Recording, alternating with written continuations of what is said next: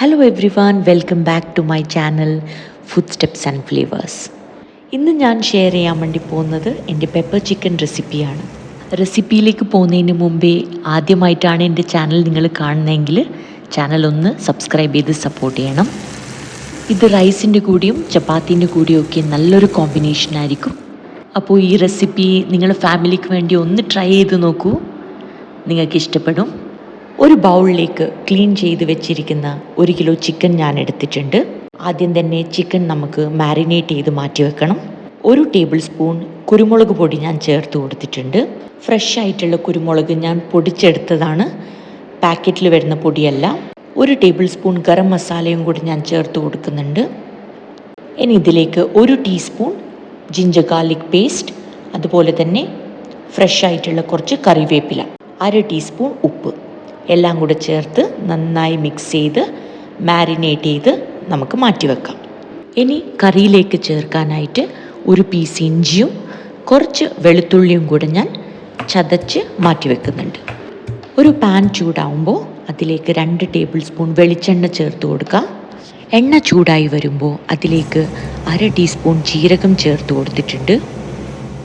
എരിവുള്ള 3 പച്ചമുളക്, കുറച്ച് കറിവേപ്പില, ചതച്ച് വെച്ചിരിക്കുന്ന ഇഞ്ചി വെളുത്തുള്ളി എല്ലാം കൂടെ ചേർത്ത് എണ്ണയിലൊന്ന് മൂപ്പിച്ചെടുക്കാം.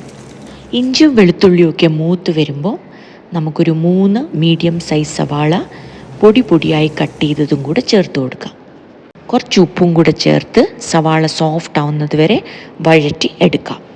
1/2 ടീസ്പൂൺ മഞ്ഞൾപ്പൊടിയും കൂടെ ചേർത്ത് കൊടുക്കുക. എന്നിട്ട് ലോ ഫ്ലെയിമിലിട്ട് സവാള നന്നായി വഴറ്റി എടുക്കാം. പെപ്പർ ചിക്കനിൽ കുരുമുളകിൻ്റെ ടേസ്റ്റാണ് മുന്നിട്ട് നിൽക്കേണ്ടത്. എന്നാൽ പോലും ഒരു കളറിന് വേണ്ടി വളരെ കുറച്ച് 1/2 ടീസ്പൂൺ കാശ്മീരി ചില്ലി പൗഡറും കൂടെ ചേർത്ത് കൊടുക്കുന്നുണ്ട്. മാരിനേറ്റ് ചെയ്ത് വെച്ചിരിക്കുന്ന ചിക്കനും വേവാൻ ആവശ്യമായിട്ടുള്ള 1/2 കപ്പ് ചൂടുവെള്ളവും കൂടെ ചേർത്ത് നന്നായി മിക്സ് ചെയ്ത് ലിഡ് ക്ലോസ് ചെയ്ത് ഫ്ലെയിം ലോവിലിട്ട് നമുക്ക് ചിക്കൻ വേവിച്ചെടുക്കാം.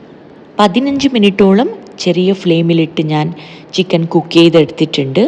കോഴി 1/4 ഭാഗം ഇപ്പോൾ വെന്ത് കഴിഞ്ഞു.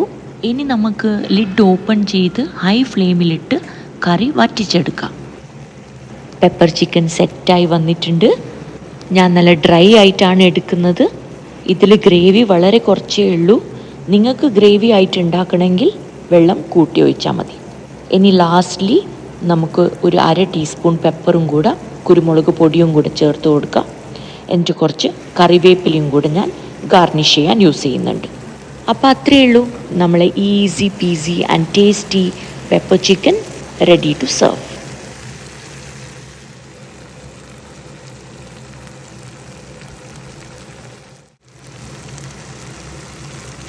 എല്ലാവർക്കും ഇന്നത്തെ എൻ്റെ വീഡിയോ ഇഷ്ടപ്പെട്ടു എന്ന് ഞാൻ വിചാരിക്കുന്നു. ആദ്യമായിട്ട് കാണുന്നവരുണ്ടെങ്കിൽ ചാനൽ ഒന്ന് സബ്സ്ക്രൈബ് ചെയ്ത് സപ്പോർട്ട് ചെയ്യണം. അപ്പോൾ ഞങ്ങൾ പെപ്പർ ചിക്കനൊക്കെ കൂട്ടി ഫുഡ് കഴിക്കട്ടെ. ചോറ്, സാമ്പാർ, അതിൻ്റെ കൂടെ കുറച്ച് പെപ്പർ ചിക്കൻ. ഇതാണ് ഞങ്ങളുടെ ഇന്നത്തെ ഡിന്നർ.